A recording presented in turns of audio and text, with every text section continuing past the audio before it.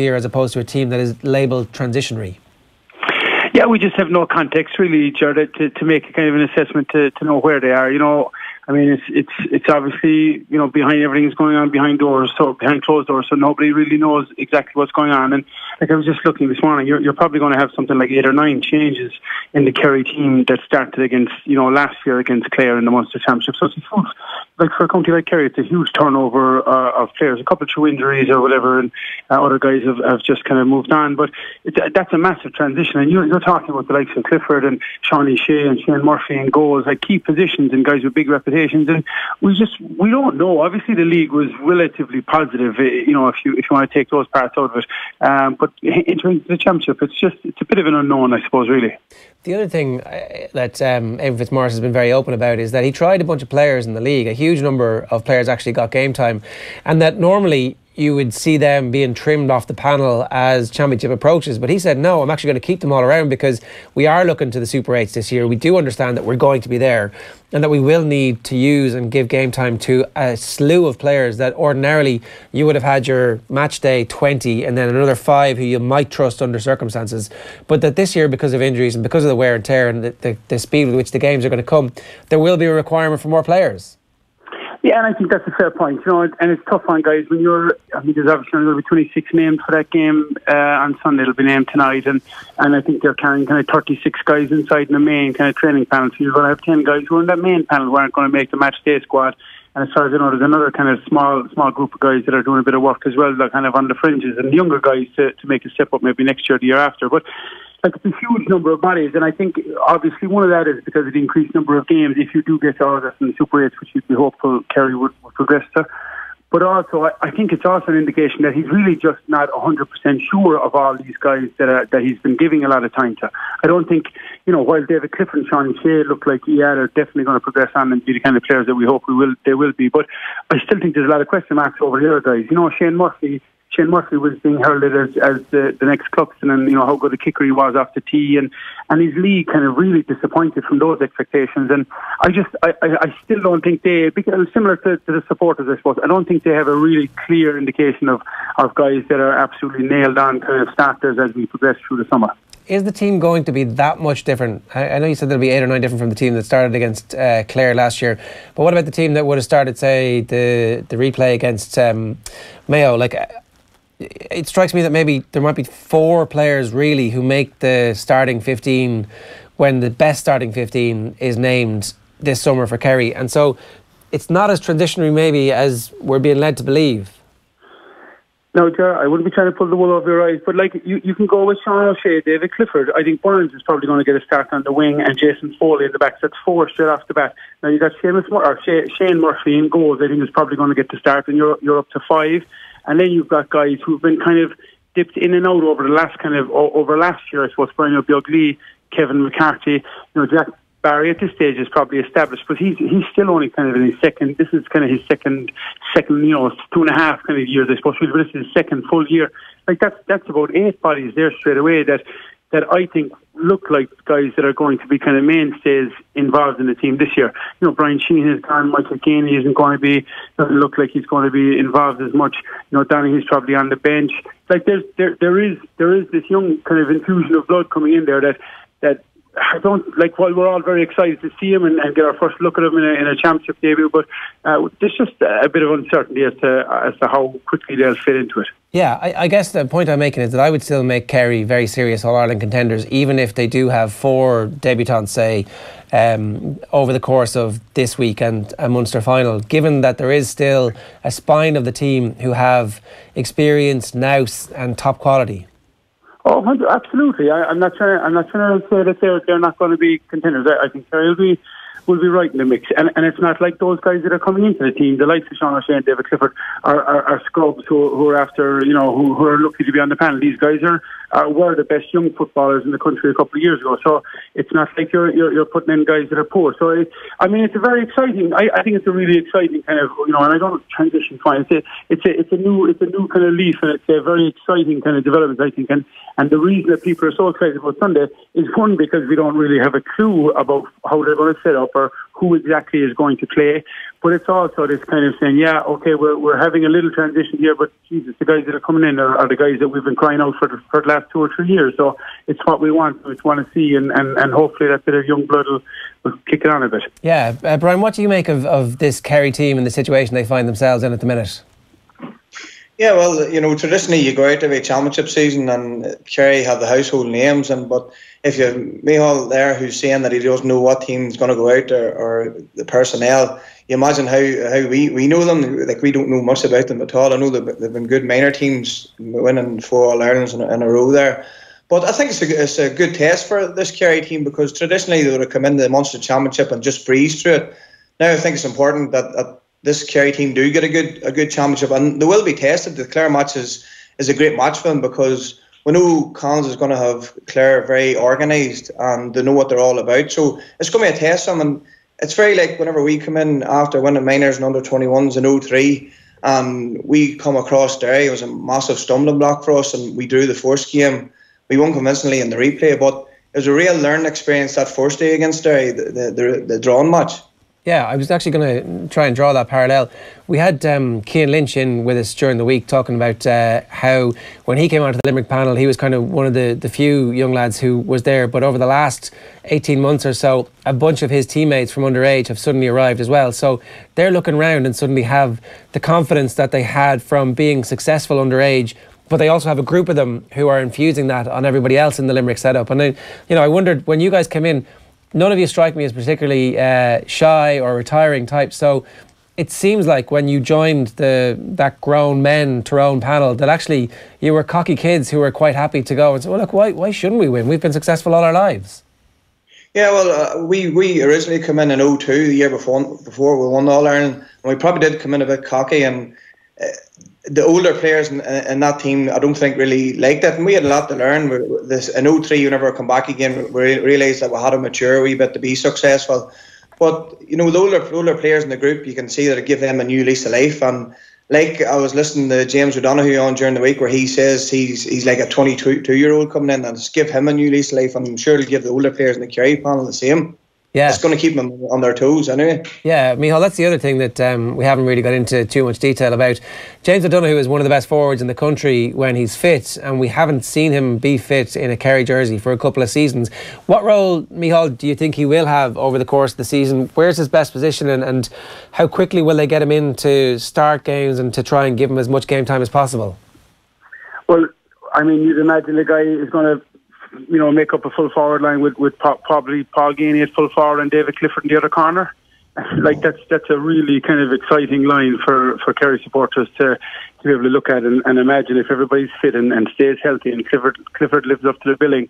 You know, that's a real big threat for Kerry moving forward if they can get everything else in order. And like, it's been so unlucky. And I thought that actually was, you know, with James last night, and you know, he just seemed like a guy. He just like a really, really enthusiastic young guy. And even the way he spoke about it, how he's unsure of himself again now in his pecking order and the role he'll have, and like that kind of nervous energy does an awful lot to give a guy a little bit of a pep in his step as well, from a guy who had achieved such highs and then probably dipped down low because of the injuries, obviously. But I just think it's a key, obviously, for him, and nobody can legislate for injuries, but if he can keep his body healthy, I mean, there's no question that he's young enough and he's able enough and he's quick enough and he's good enough to get back to the level of where he was, you know, the top forward in the country for a couple of years. Yeah. The other thing is that we had Gooch himself in during the week, and we were asking Colm, you know, where's he going to play and whether or not he might transition to an 11, and Colm Cooper made the point that, well, we have an 11 now. We've had an 11 established over the course of the league in Sean O'Shea. How good is O'Shea, and is he ready now to be the fulcrum of an attack for Kerry? Yeah, I think he's going to be there for the long haul. I think he's got all those kind of attributes that you would want from a modern day half forward, and you know, the big physicality, the good hands. He's able to win a ball. He's able to go by people. He's got good feet. He can kick with both feet. He's a scorer. He's young and he's raw. He's going to make mistakes, but I think you could see by him, through the league and every chance he got, they left him at centre forward because they were trying to accelerate that bit of a learning process to give him as many looks as he could against as many different types of defences he was going to be able to see in the league, so that when he gets to championship and he gets to those big games, that at least he'll have some reference point that he'll know exactly how guys are playing him. But I like at the start of the year, I would have said that I would have been even more hopeful of Sean O'Shea developing straight away than David Clifford, just because of his build and his athleticism. The football is there in both of them, but he's actually the superior athlete and the better engine. So, again, he's just another one that we're really, really excited to see. And I just can't wait to get this thing underway to have a look at him. Yeah, one last point before we move on to the Ulster Championship. James Weldon was name-checked by Evan Fitzmaurice over the last while. He's a basketball coach who's part of the Kerry backroom team. There's no hiding this. There's it's something that he's interested in getting out there and making sure that the opposition managers and players are aware of the fact that Kerry are bringing the basketball nous to bear on the Gaelic football field. Now, obviously, Dublin have been doing it for a number of years, and we've seen the influence that Lee McHale's having on Roscommon too. So what can you tell us about this coach in particular, and what do you expect that he's bringing to the Kerry setup, Mick? It's hard to know. James is a guy who would have had, he's still coaching years of ladies basketball, primarily team in Clare. He obviously coached international with Ireland at different age levels as well. Primarily, it was all women's basketball, but the game is the game. It's all the same. It'll be fascinating to see. Now, we mightn't get to see a huge amount of it against Clare, but it'll be fascinating to see the kind of maybe nuances of how they're defending. Now, I mean, Clare did a great job last year of exposing Kerry down the middle of their defence by just running at guys and beating one man, and they were, the likes of Cathal O'Connor and Gary Brennan were straight to one goal. So it'll be interesting for me to see if they're kind of developing this idea of like you would have in basketball, like this help defence where the guys are in better positions. And similarly with their kind of attacking principles, are guys setting screens, or they're getting people open, or they're running little set plays, stuff that Kerry haven't really done a huge amount of in the last number of years. So at those little bits and pieces, it'll be really interesting to see in the next couple of games if that kind of influence from the basketball court and those same principles, which are sound, whether it's basketball or football or soccer. It'll be interesting to see if they start to carry over and have a little bit of effect over how they play. Kick-off of the Munster Championship, we were all talking about Tipperary and how the Super 8 was a realistic opportunity for them, and really we should have been paying a good bit more attention to the fact that Clare are a team who finished the league really, really well and who are on a very steep upward trajectory over the last couple of years under Colm Collins. So they might well be one of those teams who reaches an All-Ireland quarter-final / Super 8s this year, that is this year's version of what Tipperary have been in the past. Yeah, I mean, they finished third in Division 2. They were very unlucky not to get promoted to Division 1, which for Clare football, a dual county, not struggling with hurling, but with that hurling drawing out of their best players as well, it's an incredible achievement. And it's likely that if it's not going to be Tipperary or Cork or Clare are going to have a chance to be that next team maybe that can push on and get to that spot. And for Clare, that would be the very same as winning an All-Ireland. That would be an incredible achievement for them to get there. Now, whether they can or not, Sunday will tell us a lot more. Obviously, we were very hopeful about Tipperary, and a couple of days later, obviously, the air went out of that after a really good performance by Cork, obviously. So it's just until we get at least one game into the championship, it's very difficult to have any kind of context about exactly where they are and how far they've progressed since the league, Yeah, fair enough. Brian, let's move on to the Fermanagh-Monaghan game. Obviously, the Fermanagh performance against Armagh, most people were talking about the fact that Armagh kicked 7 points and Kieran McGeady still hasn't won a single game in the Ulster Football Championship. So maybe they didn't get full coverage or the kudos that they deserve for keeping Armagh to 7 points and for winning that game. They're enough contest. But you would expect that actually Fermanagh are one of those opponents that Monaghan don't really want to see in Ulster. It's hard for Monaghan to get the same dander up for this game as they would have, obviously, for Tyrone. Yeah, well, look, it's obviously a big game, and Monaghan's the favourites now, whereas winning the Tyrone game as underdogs and not like that. But if you know Rory Gallagher and Racy McManaman, they'll love going in as underdogs. And I was impressed with Fermanagh the last day because they can mix it up. They've the two Joneses, the two Quigleys, the Owen Donnelly, so 5 big physically strong men, and they play 3 of them more or less in the full forward line at different times. So they can't mix it up. And then they've Declan McCusker playing centre half forward, who was a key link man for them the last day, and I think Armagh missed a trick by not putting a man-to-man marker on him, just let him run free, and he set up an awful lot of scores. But I do have to say that I was very impressed with Monaghan against Tyrone. I know Tyrone weren't at the best, but this time last year, we were talking about, I thought McGuigan Mike had took Monaghan as far as he could have took this team, but he seems to have reinvigorated them. And the last day he was very cute in that he left Colin Walsh and Conor McCarthy in the sub bench, and they just brought in a spark to them in the second half whenever they needed it. And the man who replaced them, Ray McInnesby, thought he was fantastic against Tyrone for the whole 70 minutes. So look, I do think Monaghan, they're probably favourites going in the game, but as I say, the management team in Fermanagh will love being underdogs. Yeah. Racey seems to have Racey's so infectious, and he brings that much enthusiasm, and he's actually surprised me in the sideline because he's not really that in-your-face type of boy running on the field and getting at players. He actually in the second half of the match was telling Rory Gallagher to calm down, which is so unlike Racey. Yeah, had you ever seen that before? I've never seen that before. No, definitely not. But we could see a change this week against Monaghan, So yeah, maybe. So having watched Monaghan, right, what game plan would you adopt to try and stop them kicking a goal and 18 points? Like, apart from obviously trying to stop their superstar inside forward, who's like stratospherically good at the moment.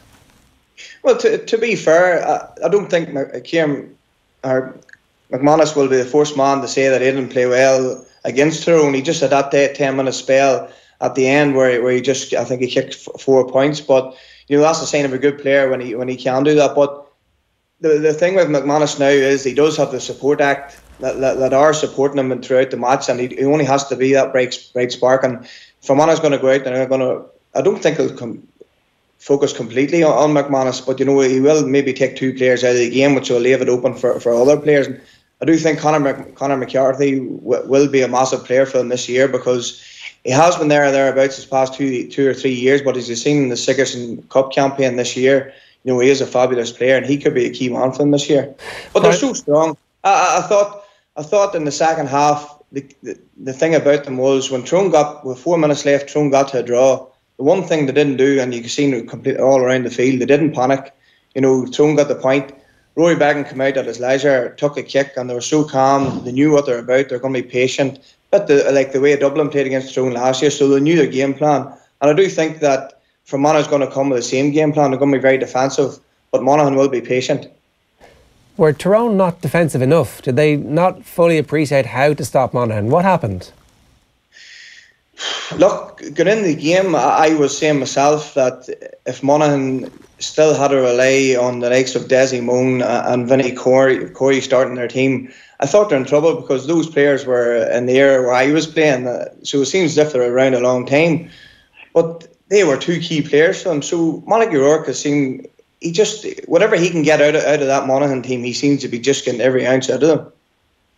Can I ask you about the civil war that started? Your former teammates have been bickering through the national media. Sean Kavanagh on TV saying basically that he didn't think there was a plan B in Tyrone football. Philly Jordan had a bite back in his column on one of the websites. And then during the week, Faye Devlin was saying, well, look, I mean... Gavin Devlin, sorry, was saying that, he was our captain. Like, maybe the one thing that we didn't have was great leadership from our captaincy. It's like... It looks like things aren't peaceful at the moment.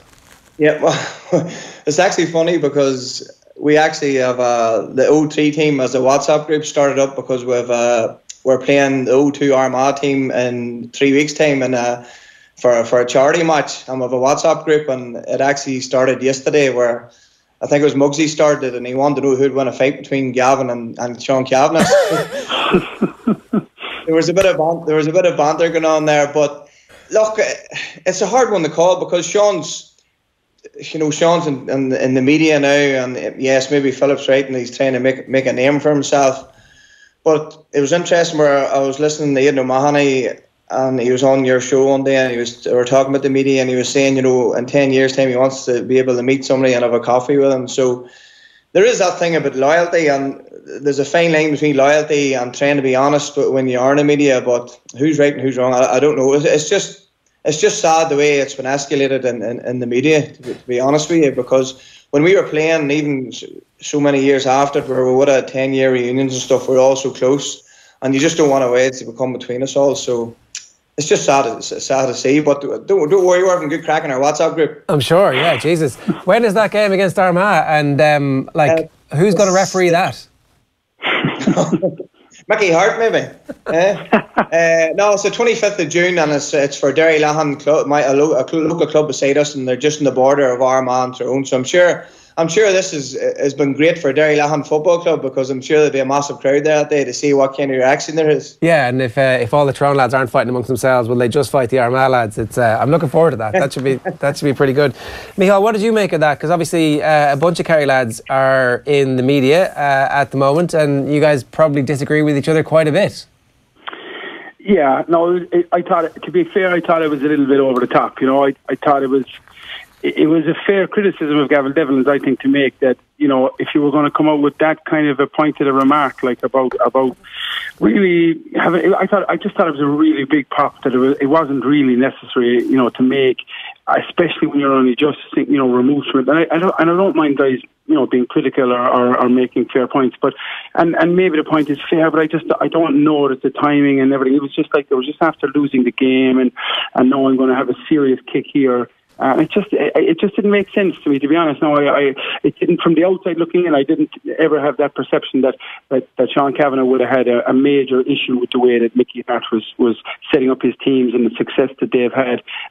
It wasn't something that ever jumped out at me anyway as somebody outside the county, and I just thought it was, you know, I would have preferred something like that. Obviously, if it was in my company, if he went to that WhatsApp group or went to somebody else and just said, Jesus lads, like, this has got to change here, you got to do something else here, and come out with something a little bit more constructive to everybody else. I'm not sure it was hugely beneficial to anybody, really, you know. Yeah, just a question on that, Brian. Would that have been a fairly open door policy from Mickey if you guys did feel like stuff needed to be changed? Well, if you take Gavin's argument was that Brian Dooher and Peter Canavan, Cormac always would have, if they felt something wasn't right, well then they would have said. But that maybe would have been things within the team that maybe a player wasn't pulling his weight or something. To actually go and say to Mickey, you're not doing this right, I don't know whether anybody would have done that, because Sean's argument is probably that he's an autocrat and that, you know, Mickey's Mickey. But if he's that way, then you would never go to him, because you probably wouldn't be there anymore. Yeah. So Gavin's argument, maybe, you know, you just wouldn't go to Mickey and say, look, you're doing this right or you're doing wrong. And why Mickey has been successful, I think, in my eyes, is because Mickey is Mickey. Mickey does things his own road. If he hadn't done things his own road, he maybe wouldn't have been as successful. I was trying to remember the time, the Dubs game, and I'd mixed up the 2 years during the week when I was talking about it, but there's one of the Dublin matches where you guys are getting absolutely killed, and then at half-time a raft of changes are made. I think Conor Gormley goes back centre-back, and that's one of the changes, and a bunch of players just kind of find their right positions for the rest of the season, and then you kick on. What year was that? That was 05. That was the 05 year. Actually, coincidentally, it was Gavin Devlin, centre-back, was took off that day. Never played again for under Mickey after that. So, and he was in his prime. He was only 24 at that time. So, look, the way Gavin Devlin played that day and from 03 was he was a sweeper. It worked so well for a couple of years, but you know, teams catch on to that, and Mickey knew that Gavin had to be took out that day. But that's what I'm saying about the Kerry team. There's a lot of new players coming in, and maybe a tough game against Clare, you will find people's right positions and the right team. You know, and it took us to 05 quarter-final against Dublin to find out our best team. And was there chats at half-time in the changing room? Were any of the players involved in any of those changes that were made, or was that all Mickey kind of going, this here, that there? Like, because all the changes worked in that second half. No, what happens is we come in at half-time and we get 5 minutes to our own. Mickey and his backroom team go in the back room and they discuss everything, and then they come in with a plan that they have. You know, but look, the thing is, Mickey took a lot of risks in his managerial career. You take the 03 final where he started 60% fit Peter Canavan, which you never would do in an All-Ireland final. And it worked because we won. But if we hadn't beat that day, people would be saying, what are you starting a man 60% for? Yeah.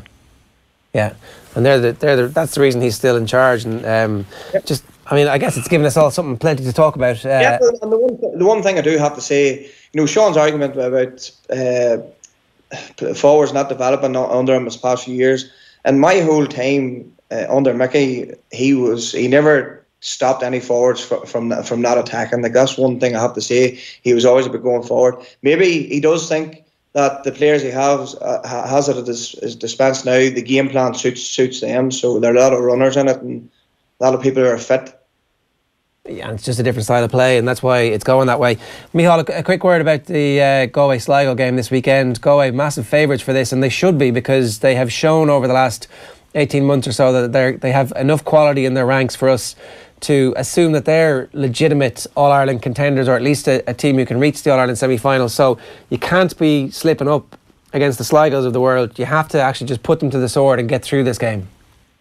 Yeah, and I think that's probably what they will do. I mean, you know, obviously the game against Mayo was so tension-filled, and it was an ugly game, and the stakes were so high. I don't think Galway really expressed themselves. I don't think Mayo did either, for that matter. But I think you'll probably see a better performance out of them, both sides of the ball this time. And apparently somebody was telling me that Sligo played Mayo actually last week in the challenge game and beat them. Now you'd wonder what kind of a state of mind Mayo were in after after the defeat to Galway. But obviously they're going to be competitive. But I can't see, you can't see anything other than, you know, Galway above in Fortress Pierce Stadium at this stage, where, you know, they drew with Dublin. They're after having in the league, obviously they're after making that into a real stronghold for themselves. I think they've got 3 or 4 changes. I think, you know, even Stephen Cohen did his cruciate there last week or whatever for Sligo. You know, they're just down bodies, and I'm not sure. Even though they had a good win, obviously they won by 10 points against London and Ruislip, and London would have been coming in with some bit of a hope. I think they had a relatively strong team in terms of what they normally have, and they dispatched them handily enough. But I just can't see, you know, maybe Galway now playing without those, you know, the shackles that maybe they were inhibited by against Mayo. I can't see them anything, you know, other than a fairly comfortable victory for them. Micheál Quirke, Brian McGuigan, great lads. Enjoy the weekend. Thanks a million for joining us. Yeah. Okay, guys.